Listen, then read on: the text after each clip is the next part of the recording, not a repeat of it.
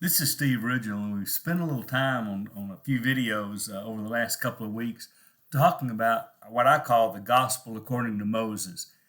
It's found in a few verses right at the end of Exodus 2, and there are 7 verbs in that passage.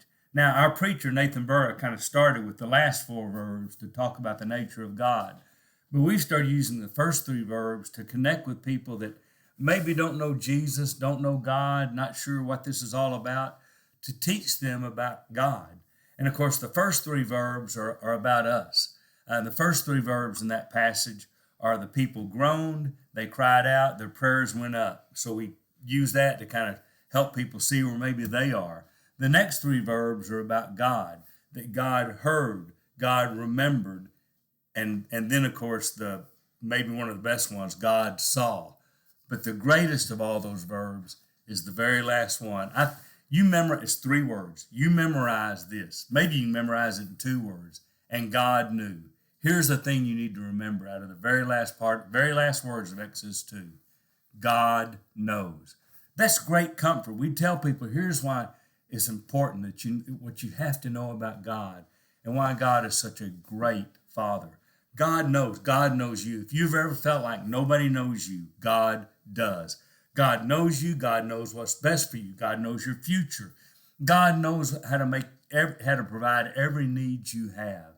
God knows. God knows your heart. God knows what happens to you. God knows. That is one of the most comforting things. Now, some people are like, I don't know. God knows everything I think that's not good and everything I do that's not good. Of course, God knows that. But God also knows your heart, and God knows the future He wants for you, and that's to be with Him forever. And that's why He sent His Son Jesus. So I love those 2 words at the end of Exodus. God knows.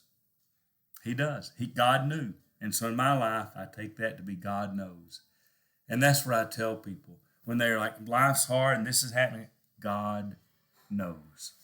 So this is Steve Ridgel being thankful for the fact that when I groan and I cry out and when I send my prayers up, that God hears those prayers. God remembers His covenant because I'm His child and I've bought in, I've been born again into His Son Jesus, into His family.